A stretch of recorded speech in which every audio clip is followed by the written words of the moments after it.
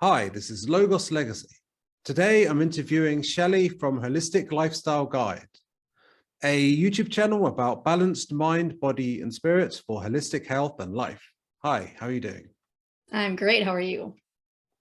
Pretty good. I'm looking forward to the Christmas season. Well, we're in the Christmas season. Yes, tomorrow or the next day, whatever. I was going to ask about what you do, but I'm just curious, what does Christmas mean to you? Christmas to me, well, I was raised in a Catholic religion, and so Christmas was always about going to church and, Christianity, but that's not what I'm about anymore. So to me now, Christmas takes on more of a pagan meaning. Like I really honor nature. So I've been studying a lot of the traditional ancient, ways of communing with nature, and I'm more connected to that about it. So it doesn't really have much to do with Christmas, I guess. It's just the time of year, really. Okay, then how would you describe you said described it as pagan, but could you unpack that a bit, your Well, spirituality? yeah, pagan is a wide term. It really encompasses everything that is not religion, from what I remember, from what I learned about it. It's more to do with nature. I mean, it's really like pantheism, if you've ever heard of that. It's where Yeah, I'm about everything, this. yeah. And sometimes people include Wicca in there, and I dabble in that as well. And that's just like working with natural magic and nature and the elements of nature. It really all revolves around nature. That's the simplest way that I could put it, I would say. Nature-based. People that worshiped, well, not worshiped, I think they just honored the times of the year and things like that, nature-based stuff. So I have a feeling that when it comes to holistic health and holistic living, everything, it has to do with cycles. Very much so. Because when you're aligning yourself with nature, you have to be aware of the daily cycles and the monthly cycles and the yearly cycles. And there's a lot of things that you can do for your body, mind, and your soul that, you can align with those cycles. And then that's how you can be healthy holistically, basically. Right. So what are the most, foundational aspects to holistic living? I think the foundational aspects, there's going to be stuff for body, mind, and soul, and they really involve a lot of self-care practices. So taking care of your physical health, your mental health, your emotional health, and your spiritual health. And a lot of those things are simple and they're natural and they're free. Like they don't involve a lot of fancy, expensive stuff. Like a lot of the basics people already know. Like they already know that they need to eat right and get enough sleep and get enough sunlight and exercise. And those are the basics for the physical health. And then I think there's a lot of other things that can be added to that for the mental health and the spiritual health. And a lot of them overlap. Like I think journaling and yoga and meditation and self-care practices, they all help everything. So it really comes down to just taking care of yourself in a natural way. So what counts as natural? When it comes to food, there's a whole set of rules when it comes to food. So there's organic things that are organic are very good. Like, they were grown without chemicals or pesticides. And then things that have to do with, like I said, the cycles of nature. So getting sunlight, that's a natural thing. Accessing your mind is a natural thing. Like anything that does not involve man-made or chemical things, at least not in a big way. Yeah, it's interesting that the way agriculture seems to be done. It's so, I suppose you could say unnatural, but it's kind of divorced from all the cycles. It's just pumping chemicals into the soil. I don't even know what that does to, I don't think it's good for the actual ability for that soil to actually keep growing. So exactly. Yeah. There's ways to do it to make the soil healthier, but the way that the industrialized world is now, they just abuse the land. They don't really do it. You know, you're supposed to rotate your crops every year, and you're supposed to plant things next to each other that support each other. It's called permaculture, but they don't do it that way. So one of your videos talks about gardening and how to do that, and you mentioned permaculture. So do you think you could tie these things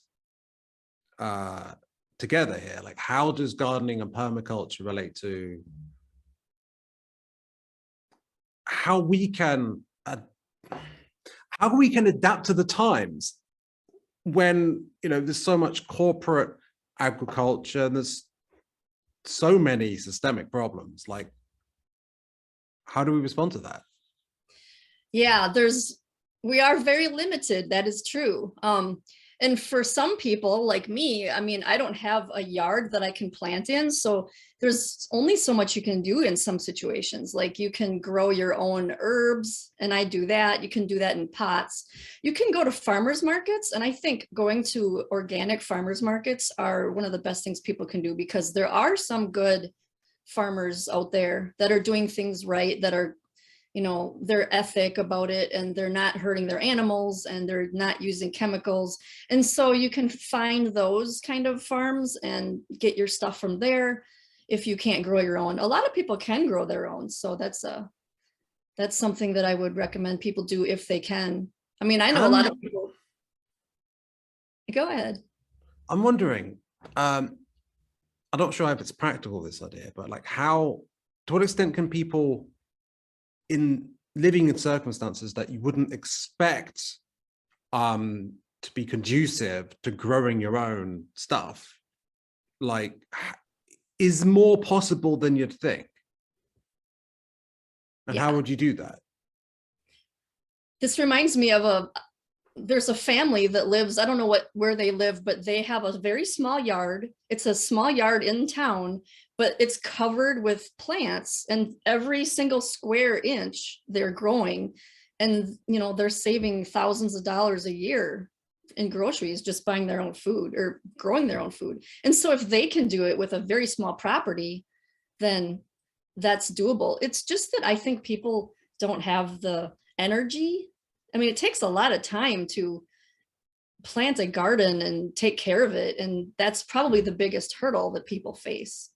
So that's why I talk a lot about, I mean, I think people should find farmers that already do it and just support them.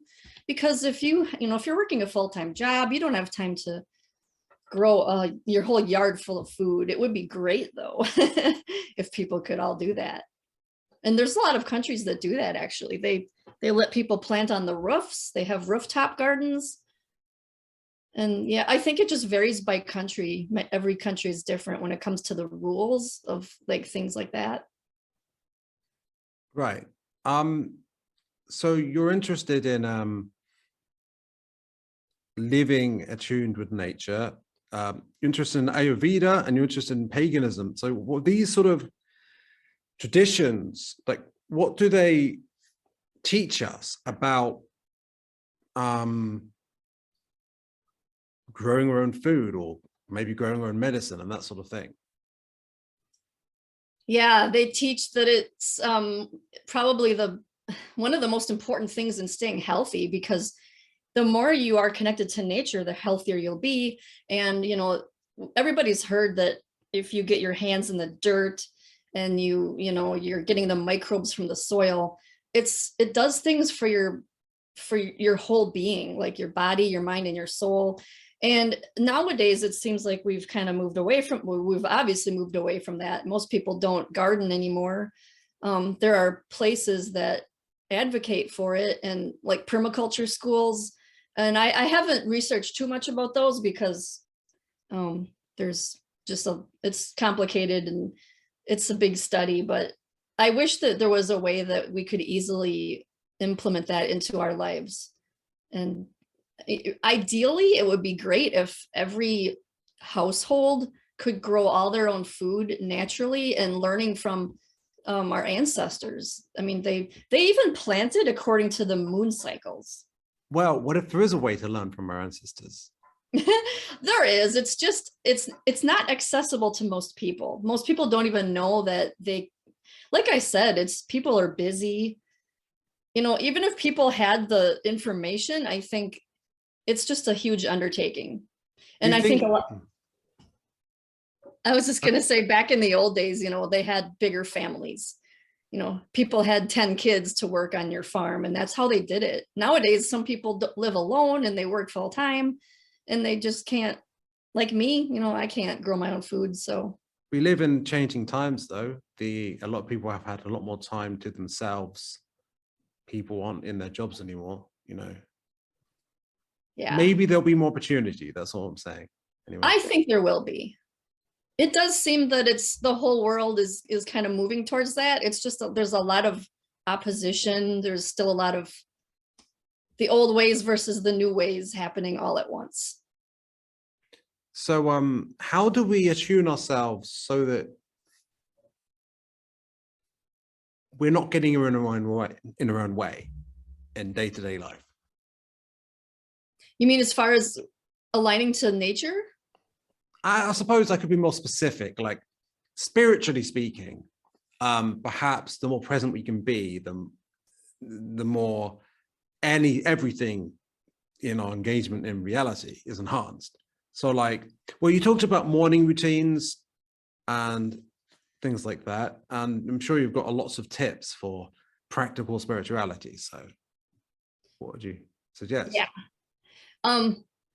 I think as far as spirituality, one of the biggest things we can do is to learn how to be our authentic self. And that, I think journaling is a great way to do that. I talk about journaling so much that, I mean, I've actually got a side business about just journaling. All right, tell you what, let's do it. Let's talk about journaling. How do you journaling? What's your fundamental suggestions about doing it? Because it's easy to just start trying to write, but like, what techniques do you suggest? I say for any person that's beginning journaling, there's two things that you should do. And one of them is gratitude journaling, because gratitude ties in with spirituality. That helps you to be thankful and it raises your vibration.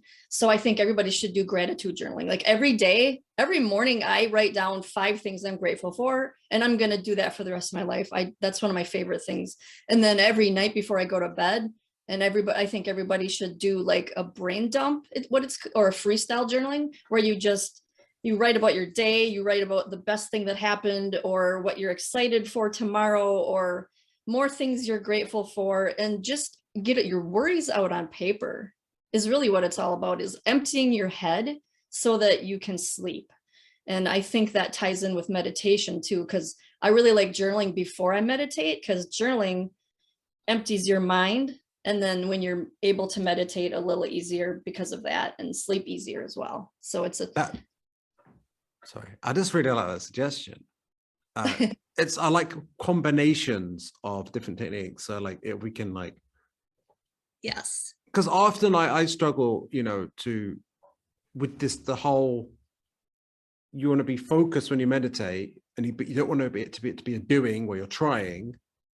But sometimes you've got to try not to try, but you don't want to try not to try. So, and it's just like, okay, all these thoughts, what do I do with the jumbling thoughts around? And anyone new to meditation, like, will face this. So I guess if journaling can help with that, yes, then meditation's fantastic. It's really useful. Anything can help with something like that. It's just like, I've definitely been thinking about journaling more. What about like artistic journaling, like poetry? Anything you want. It's really, journaling is a personal thing. I have videos about this. There's probably, 15 to 20 different types of journaling. There's art journaling, of course. You can journal for any subject. So like, let's say you are a musician, you can journal about, music and the lyrics. And there's bullet journaling. I don't know if you've heard of that. It's a big thing over here where you decorate your journal. So you're not only writing what's in your head, you're planning things, you're decorating the page, it's all about art. So that's another way to do it. That reminds me of something called the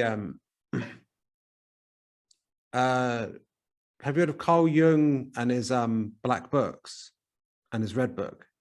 I haven't heard of that, no.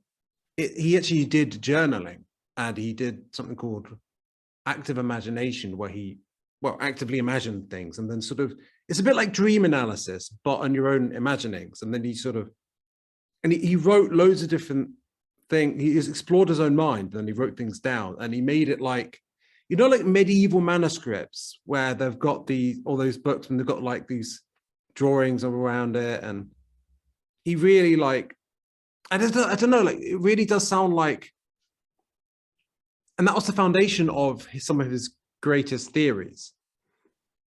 So yeah, like what you're suggesting, I like the idea of that. I'm gonna have to look into that, because I've never heard of that red book, black book, but that sounds amazing. And I'm into dream analysis too. I've got a dream journal in my Etsy shop where, you know, you can keep it by your bed, and when you wake up, you can record your dreams and how they made you feel and all that stuff. I think that's okay. important. Then let's talk about that then. Okay. So how did you get into dream journaling, and how do you do it? Have you ever heard of lucid dreaming? That's where... Yes, I don't know if I do that or not. I think things, if you did it, would you know, because it wouldn't be normal? Like, I don't know, like, I think so. I think you have control over your dreams, right? Yes. It's not so much control, it's more of awareness. So if you that you're are dreaming. Yeah, you can wake up in your dream but not wake up fully. And sometimes it'll make you so excited that you're like, whoa, I'm dreaming. And then you're like, I'm going to try to do this. But as soon as you get excited, that will wake you up. It's like a hard thing to do, because I mean, it takes a lot of practicing. So that's how I got into dream journaling. Was I had a lucid dream one time, and I'm like, what is this? I woke up in my dream. So I researched it, and it's a thing, you know. They teach you how to do it, but there's a lot of steps you have to take in order to get good at it. So yeah, it's fascinating, but it involves recording your dreams, but you have to wake up in the middle of the night and write your dreams down. And that's, you know, you don't get much sleep doing that. Right. That's why I stopped doing it. But so what do you suggest to anyone interested in doing dream journaling? I think it's helpful to start with just writing down your dreams in the morning. And that's why I like the printable ones that I make, because you can just, you know, print off a page and stick it on a clipboard next to your bed, you know, and getting it as soon as you wake up is important. Like, you don't want to lay there and think, and you don't want your mind to start going crazy before you get up. You want to record it right away, of course, because everybody forgets their dreams. So that's a basic way that I would suggest people start, is just writing stuff down in the morning as soon as you wake up. So how do you know what it means? You don't always. And here's a tip that I learned. There are books out there that say, here is what this dream means, and look this word up, and that's what this dream means. But that's not always true, because everybody's different. It really depends on what your mind thinks that means. So let's say something means something to you, but it doesn't mean the same thing to somebody else. So if you have a dream about that, it'll mean something different than what it would mean to somebody else. So yeah, I haven't dived too deep into that. I think it's fascinating, and it's a very personal thing. So I think it's getting the feelings out. Like, what did this dream make me feel? And recording them to make sure that you're catching patterns. If you keep having the same dream over and over, I think that can, you know, then you can journal about it, and you can, you know, get the wheels in motion of trying to figure out what that means. Have you ever had weird experiences as you're half asleep, waking up, or trying to get to sleep, you know, that sort of state? Yeah, there's something called dream paralysis, and that's where your body is, I can't remember now. It's like you're sleeping, but you're not able to move, but you're in the verge between waking up and sleeping. And a lot of people get scared when they enter that state, because they can't move their body. Like, their body is like vibrating, because you're kind of lifting from one one dimension to another. That's a weird experience that a lot of people have, and it's normal though. It's nothing scary, but a lot of people do think it's scary. That's the only thing I can think of as far as weird experiences. Okay, so you talk about overstimulation in one of your videos. Well, would you like to unpack that? I think most people are overstimulated, but they don't really know what it is because they just tolerate it. And overstimulation can mean any of your five senses that are getting overloaded with information. Like it's, you know, a lot of sounds, a lot of bright lights, a lot of noises, a lot of people. Like I picture a really busy intersection in a major crowded city with billboards flashing and sirens blowing, and it's just stressful to me. And I think that's not, I don't think that's healthy. I mean, it just makes me want to hide in a little ball when I think about that. And I think people just tolerate it and they think it's normal. They don't really realize how much healthier they would be if they could limit the sensory input, because your brain can only handle so much. So you're talking about a sensory detox. That's a good way to put it. I've never used those two words together, but detox makes me think of, you know, you're trying to not have any of it, but I don't think that's possible to get rid of all of it. There are sensory deprivation tanks. Have you ever heard of those? They're like float tanks. They're where you get in. Heard of them. That's what they call it, a sensory deprivation tank. You just lay in there and it's full of Epsom salts, so your body floats and you don't feel anything. You're floating. I've never done it, but I want to. So that's supposedly one of the best things that people can do for their mind and for to calm down and be relaxed, but it's expensive. So that's why I haven't done it yet, but I want to. But I don't think it's possible to cut out all sensory inputs. Like you just have to be proactive about it, I guess, and make changes.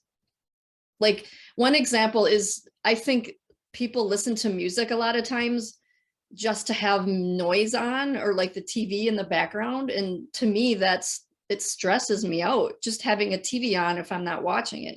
It's noise you don't need to have. So I like silence. And I think people need to embrace silence a little more in their lives. Yeah. Unless, of course, it's music they enjoy and they're actually getting benefit from it. But a lot of times people they got to have noise all the time, and their phone's making noise, and it's overwhelming. And I think we're just used to it. Like there was a point where it wasn't like that. Is it? Exactly. Do people try to take themselves away from themselves so that they don't feel their suffering? I think you just hit it spot on, right? I think people are always looking for distractions. I mean, that's why people watch TV. They plop down on the couch and they try to find anything to entertain them. And I don't think they can sit with their thoughts, or I don't think they know what to do with themselves if they don't have stuff coming at them all day long. Okay, so suppose someone to say, right, I see what you're saying. I'm addicted. What do you suggest? Baby steps. I think taking small steps, eliminating one thing, you know, like let's say somebody is addicted to using their phone as they're falling asleep, which is one of the worst things you can do. I think they can cut back, you know, maybe turn their phone off 10 minutes before they go to bed, or turn their phone on and then, you know, turn it off a little earlier the next day, or read a book instead of being on the phone, because books are way less stimulating than the phone. They're better on your eyes too, because the blue light is harmful for your eyes, especially before bed. So yeah, baby steps, and, you know, just doing one thing at a time. And gradually, if somebody's addicted to something, I think cold turkey is, you know, too harsh. I think they need to go at it slower.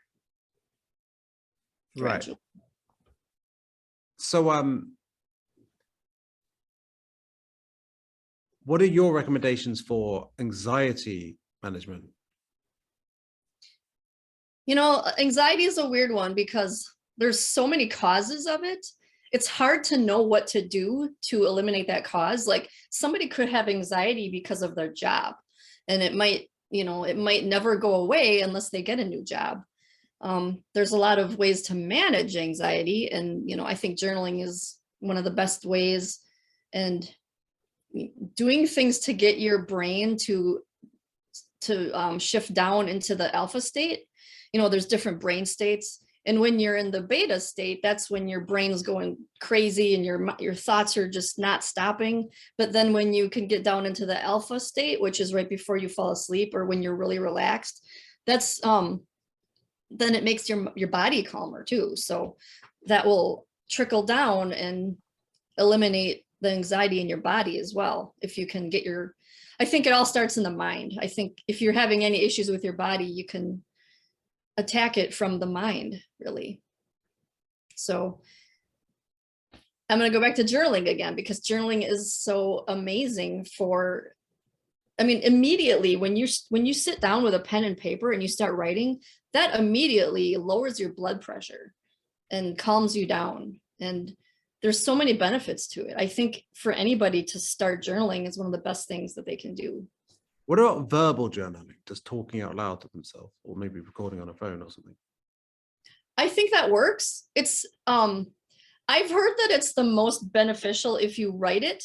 I don't know what, I think it's because, you're putting something out into the world, you're making it tangible. But I think if you write, if you speak, let's say somebody wants to do a verbal journal, I think that would work too, because you're really just expressing yourself. And that's what's important, is getting it out of your head and out of your head, So, yeah.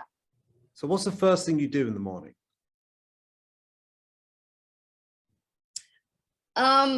Technically, I make my bed, but after I make my bed, I do a couple of Ayurveda things. I go to the bathroom, and then I do tongue scraping. I don't know if you've ever heard of that. That's not related to anything we've been talking about, but it's an Ayurveda thing. And then once I'm done in the bathroom, then I go and start my gratitude journal, and I get a cup of tea and I drink my tea while I do my journal. And I just start my day slowly, because rushing through your morning is stressful. And that's why they always say to get up early. It's hard. It's easier said than done, but Ayurveda recommends that we get up before the sun rises. And because apparently that's the best time of day to be in that mode where, it's easy to meditate, it's easy to journal, and there's less stress. You don't have to move so fast. Yeah. I suppose it might be, if that's intimidating, I suppose you could just go to bed just a little bit earlier, get up just a little bit earlier, just so that you've got more time. That's my opinion. But Yeah. we mentioned Ayurveda in other times. I have interviewed someone else about it a while ago, but yeah, if you could outline what Ayurveda is, that'd be great. Okay, so it started 5,000 years ago. So it's been around it's probably the oldest health system in the world. And it started in India. So it's basically a system of preventing disease through daily self-care practices and aligning with nature. So this is why I like Ayurveda so much, because they focus on nature. It's all about living in alignment with the seasons and, going to bed early, getting up early. And they also talk about everybody has 3 different body types, or there are 3 different body types. And each body type requires a different set of daily routines, a different type of food they can eat. So yeah, it's very personal. Once you learn what your body type is, then you can take the steps necessary to improve your health. How do you find that out? Oh, there's quizzes online. If you look on, there's a couple different websites that I recommend people go to. And you can take a quiz. They ask you the quiz questions about your body type, the way that your mind works, the things that you're attracted to, and all sorts of questions. And then from there, once you know what your body type is, I'm trying to think, there's a website. Okay, here's the website. I don't know if you want to write this down, but it's called joyfulbelly.com. It's a school of Ayurveda, and they have the absolute best quizzes. They have assessments.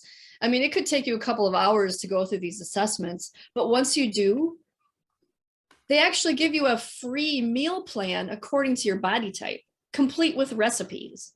So you can find out your body type, you can get your recipes, you can get a whole plan for how to live your life, and it's all free. So I discovered that about a month ago, and I love it. So that's very helpful for people. What does Ayurveda say about eating meat? Some people can eat meat better than others because it depends on your body type, of course. And also they say, here's where I don't really know, because I know in India, they don't want you to eat cows, but in other parts of the world, of course, it's a personal choice, I think. And I think it really matters how that animal was treated. Like factory farming, the way that they treat animals, it's absolutely bad, of course. So, I mean, if you can find meat that is ethically raised and, hasn't been treated with chemicals, that's the better option. So, I mean, it really is a personal choice, I think. And as far as Ayurveda, yeah, that's a question I want to dig more into myself and find out. I think they say that it's really depends on your body type, if you can handle meat, or a personal choice. There's always ways to get your protein if you don't eat meat. So. Right. So what are the fundamentals of Ayurveda then? Pretty much what I just said about aligning with nature, really. It's preventing disease by living in alignment with nature according to your body type. So they always say the first step is to find out what your body type is, because it really is different for everybody. And they're really big on self-care routines too. And that's something that I'm really big on. So I think Ayurveda is it's the perfect healthcare system. It's all about prevention. It's all about self-care, and it's all about a personal plan for you, like what's going to work best for you, because not every diet is good for everybody. So it eliminates that confusion, really. Sounds like a really good accompaniment to astrology, actually. Perhaps maybe even more important, although that's subjective. Yeah, that's true. I've never really looked into that, but that would make sense, because astrology is personal and different for everybody. Interesting. I don't know a whole lot about astrology as far as like I know what the signs are and everything, but it's such a vast subject. Like I have a book on it, but it's so much to learn. There's conjunctions and charts and yeah. That's a lot. That would be time consuming to learn everything about astrology, I think. What are the 5 key most important daily routines, in your opinion? Well, of course, journaling's in there. So that one, meditation would be, now there's a lot of forms of meditation. Like we were talking before this video about that, and it doesn't even have to be the traditional way. It can, meditation really is being aware of your thoughts and being non-judgmental and getting your mind into that state. So one of the things that I would say would be some type of meditation, whatever type works for you. Eating right, of course, that's a broad topic as well. Getting the right nourishment into your body, that's always a plus. What am I on now? So journaling, daily routines. Now, daily routines is something that covers so many different things, but for somebody to have a daily routine, I think that's very crucial, like a morning one and a nighttime one. So that's a deep subject there, but I think so journaling, daily routines, eating right, meditation, and it's hard to narrow it down to 5 because there's so many things. It doesn't need to be 5. It's just kind of like it's an interviewer thing, really. I think daily routines and self-care is the foundation, really. Like that's where I think somebody should start, because within that is everything else. So that's like the overarching, the top thing, you know. If you just do the daily routines of self-care, you know, the more I go along with my business, it narrows down to just what's important. And I think the most important thing is every day to do the things for you, body, mind, and soul, natural things. So is taking care of yourself a key way to, in practice, love yourself? Yeah. I think, you know, loving yourself and having good self-esteem comes from all that stuff. And especially if you're doing self-care, you know, we have to take care of ourselves because, you know, our bodies are all we have in this world, and we're always going to have it, you know. So the better somebody takes care of their body, everything's so connected that, you know, you take care of one thing and everything else is going to benefit too. So that's true. And if we could sort ourselves out, perhaps it will benefit, you know, it will radiate out from there. Yes. So let's talk about your online courses, because I haven't asked you about that yet. I have 3 of them, but one of them is not related to anything. That's just a course on how to learn how to make the printables that I make. But the main course that I have, it's called Holistic Lifestyle Basics. And that's just a basic introduction to all of the things that I talk about. So it's for beginners. It's for someone that doesn't have a clue where to start and they want to know a little bit about everything. So like all of the stuff that I think is important is in that course. And it's pretty inexpensive. It's only $44, but it's, you know, it's on Udemy, so they knock the price down all the time. So people can get it really cheap if they catch it at the right time.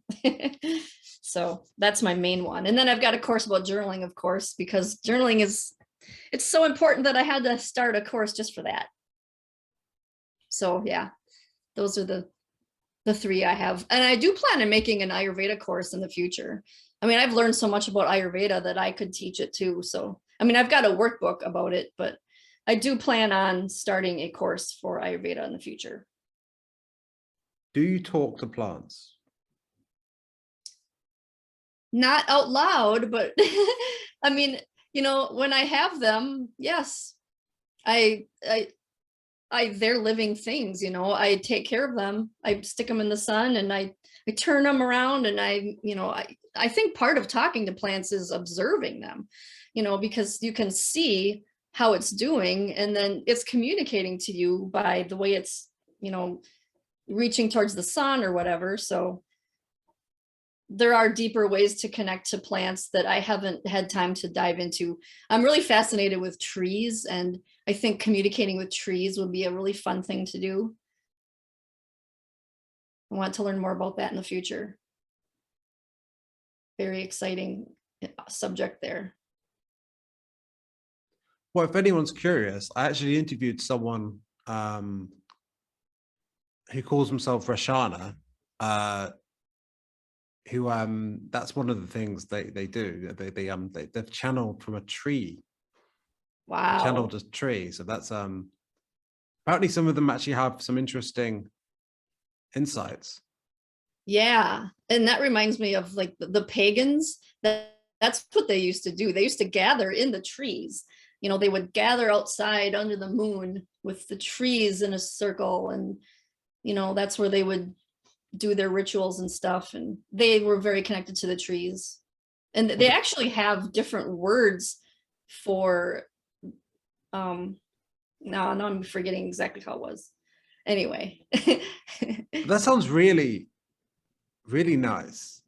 Yeah. To be able to sit in a circle of trees and just sort of under the moon. Yes. Oh, and I wish we could do that easier, but you know, you go outside now and you sit in your yard and it's like, you know, your neighbor's dog is barking at you, and there's there's cars driving by and people are going to be looking at you. What is that person doing sitting in their grass? You know, it's nowadays the modern world is not set up for things like that. And unless you live out in the country with no neighbors, you know, that would be perfect. But people that live in a city, they have a very hard time connecting with nature for that reason. Everything's buildings and cement and sidewalks and loud smoke and noises, and I don't think it's healthy at all to live in a city. Well, they say that dis-ease and disease are related. Yes, that's what Ayurveda says too. They actually spell it dis-ease, like a disease is a result of you not living, you know, everything's all mental health problems. You know, this fascinates me because it's kind of those who, you know, those who are new age, so to speak, talk about a lot about this sort of thing. Those who, but it's kind of old and new at the same time, which of course is cyclical. Exactly. And that's what bothers me about people, that they make fun of these things like, oh, that's not real. Well, it's based on stuff that people used to do thousands of years ago. And if you look at all the major religions, they all go back to the same stuff. You know, everything's all about love and connecting with nature. Like,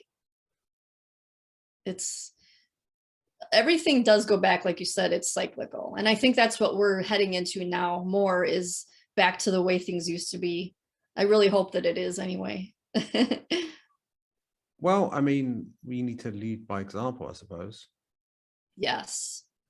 And that's what they call, I think that's what light workers are, you know, people that, you know, they shine their light, like, this is how I am and this is how I live. And, you know, if other people see that, it's attractive and they want to be like that too. So I think living by example is what we have to do, really.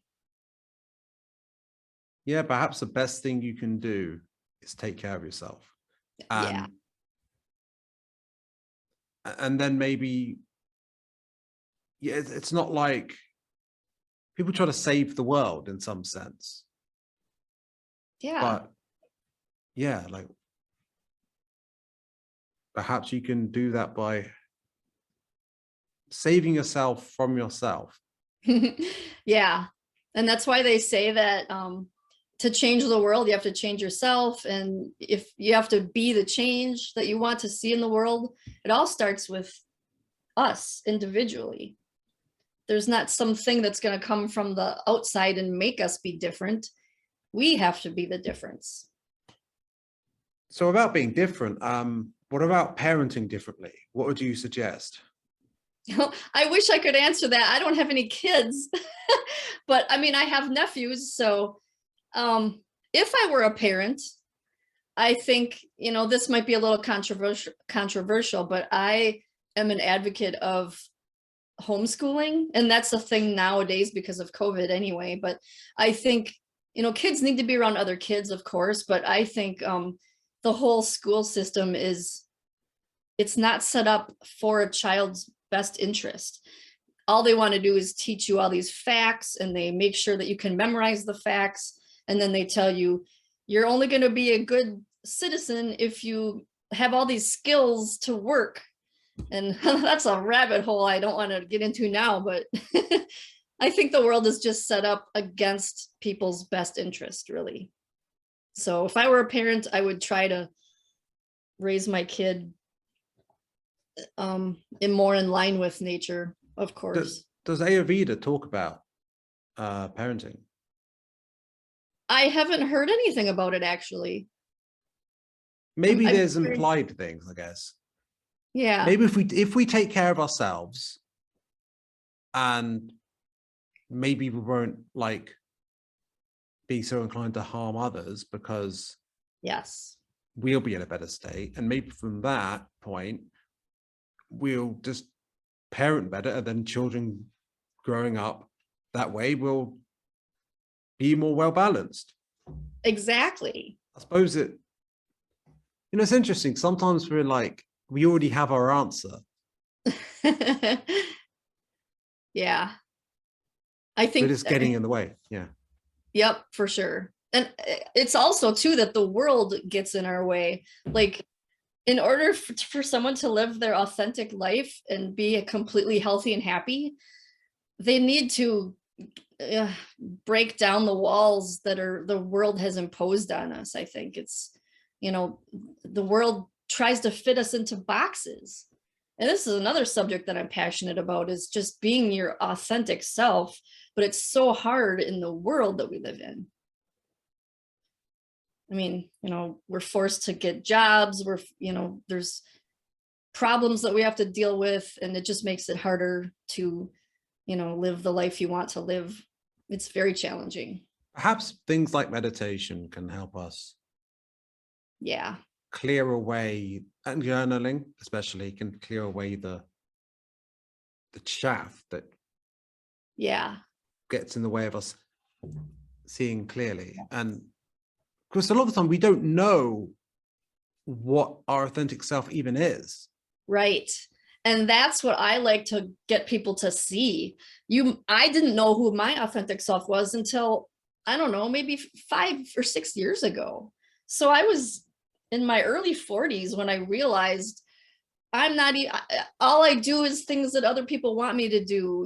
I used to drink all the time. I used to just go to movies all the time, and everything was always about entertainment, and just, I need to be doing something, but it's just stuff that other people want me to do. And so that's why I'm such a strong advocate for learning who you are, and journaling, like you said, journaling and meditation. I think those are the keys to doing that, because what you're really doing is you're shutting out all of the influence from the world, and you're getting your higher self to come through.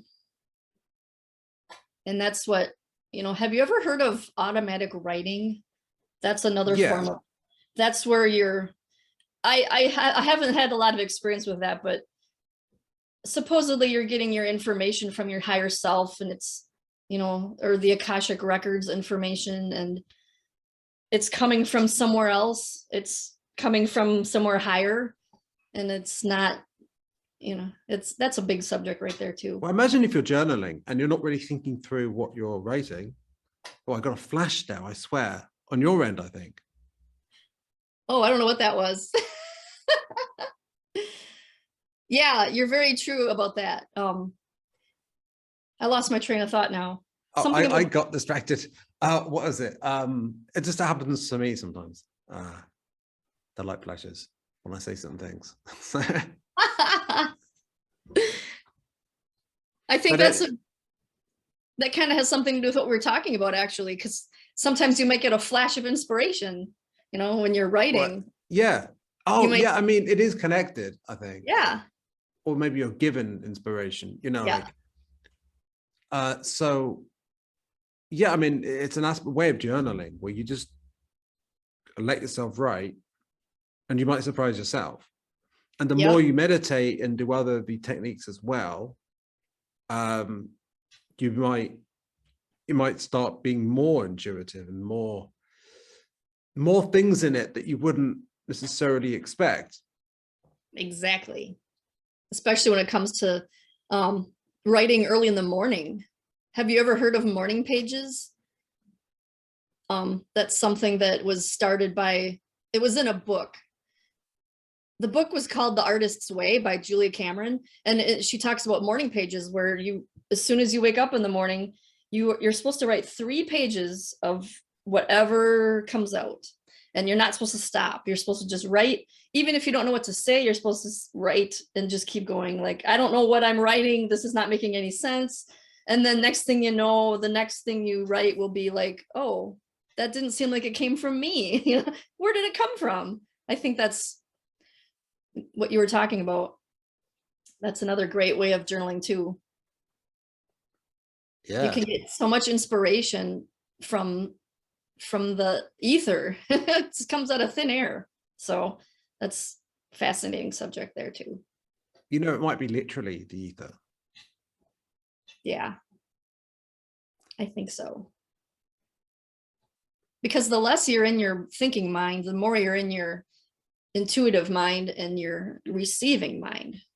I think you can think of the mind as like a transmitter, you know, like you can send out messages and you can receive messages, but you kind of have to be in the right state of mind for that. Joe Dispenza talks about that a lot. Have you ever heard of Joe Dispenza? He's yeah. He talks about getting in, your brain has to be in the, you know, the lower states where it's, your mind is shut off, but you're, you know, you're coming from a whole different place. And so that's the place of creation, of the place of manifestation. And so that's another deep subject. There's a lot of deep subjects we could talk about that are all related, and they all work together, really. Yeah, let's unpack that a little bit. So what would you like? Is there anything you have to share about that place relating to what Joe Dispenza talks about, but your own angle, maybe drawing on other things that you've learned? You mean, how have I experienced that myself? Yeah. I actually, the thing that he talks about is getting to a place where you don't even know who you are anymore. Like you have no body, you have no mind, you don't know. Like, I've never gotten that deep. That's a deep meditation where people are having metaphysical experiences. Like, I've never reached that point, probably because I don't have enough time to meditate that much, but it takes a lot of commitment. And yeah, that's something I'm striving for, though. Do you perhaps make time to meditate? I should. I should. I'm the only person that works on my business is just me. So I'm 10 to 12 hours a day. I'm constantly working on it. So, yeah, meditation is something I need to improve on as well. I mean, I do it every day, but I don't, there was one time where I was meditating where I couldn't feel my body, and I felt like my consciousness was this big. It was as big as the world. Like, all I knew was there's more to me than my body. But that's only happened one time, and I don't know what made that happen. And I don't know. I've been trying to get back there ever since. Meditation's a weird. Maybe your problem is that you're trying. As they say. That probably is it. Yeah. So now when I meditate, I just focus on, I picture like that I'm sitting on a mountaintop and there's clouds above me, and every cloud is a thought. So as the thought passes, it's gone. And then there's some space in between each thought. And then the next thought comes in, and I just try to focus on nature. Like, sometimes I imagine I'm in the middle of a forest, and that always helps. There's a lot of different techniques for meditating. There's a lot of ways to get your mind into that state.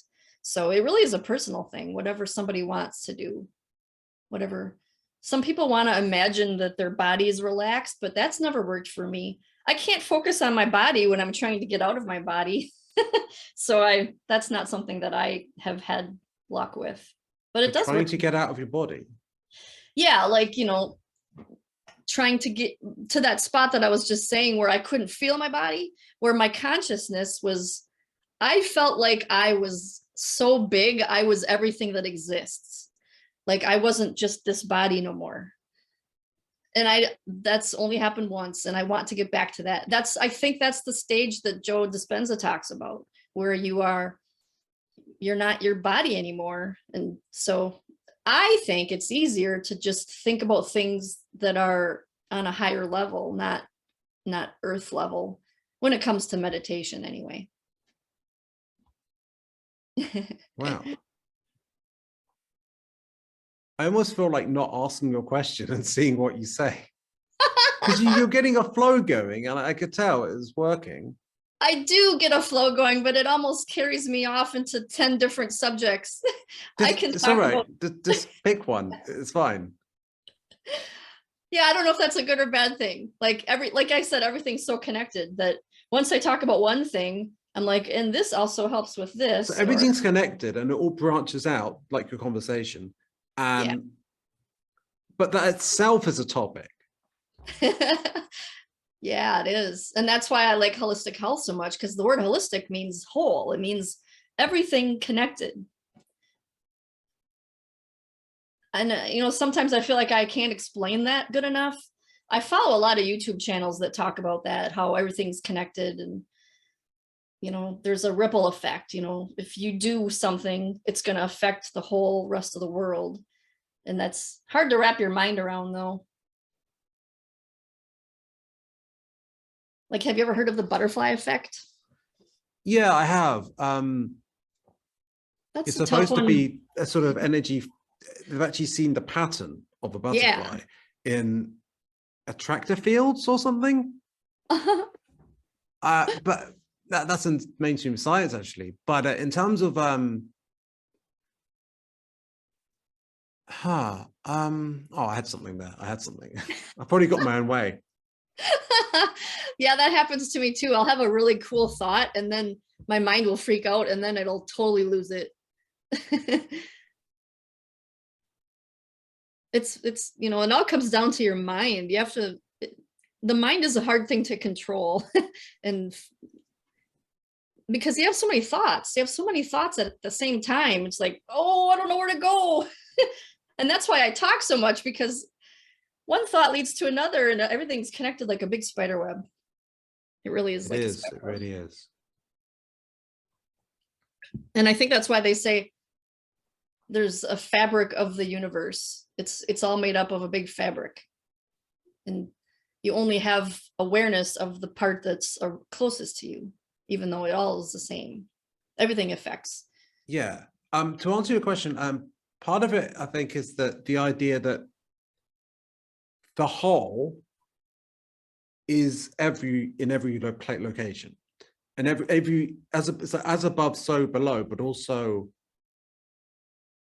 as here, there, perhaps. Like, As you can within, find so an encapsulation of the whole, like there, and there, and there, and in the interaction, and yeah. yes. And that's how, and it's almost like ley lines almost, but through between people interacting. Some person's energy manifests a certain way, and that changes the interaction with each other person. Yes. And I'm glad you mentioned ley lines, because that's something that I had never heard of until I was studying England. Over there, you talk about ley lines all the time, but over here in America, we don't know what ley lines are unless you study, you know. It seems like it's not something we talk about. The meditation, my favorite meditations are, I've mentioned a number of times, there's a number of times on my YouTube channel recently, but it's called Arcturian Light. I've heard of that. It's a YouTube channel, and they do live Zoom calls, but like, it involves the Arcturians, which are extraterrestrials, and Ascended Masters and stuff.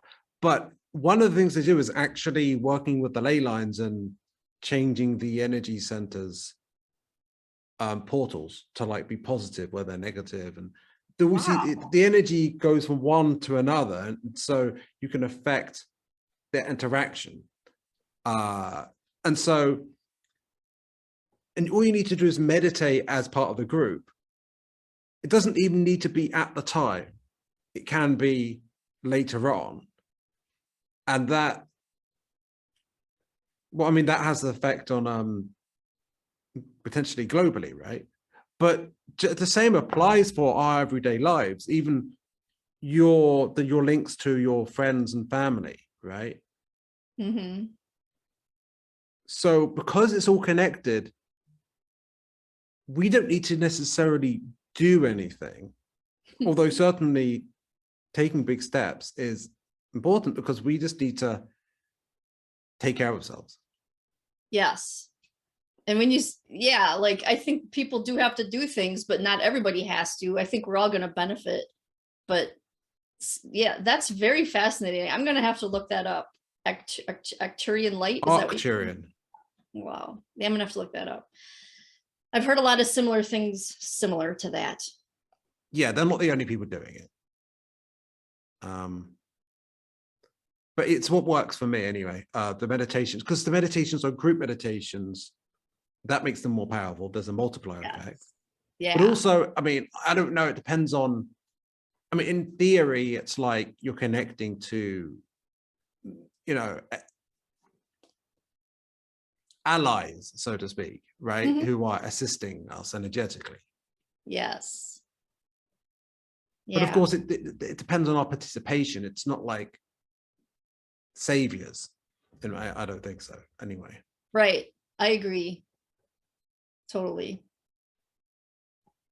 That reminds me of a doctor that works with sound healing, and he makes this music that everybody meditates to at the same time. And he says, the more people do it, it'll link our minds together. And I think that's really cool too, working with sound that way. That's another It's like way. a mental internet. Yeah. Yeah. Very interesting stuff. You know, I feel like, well, we talked about a lot of things, actually, in just under an hour, actually.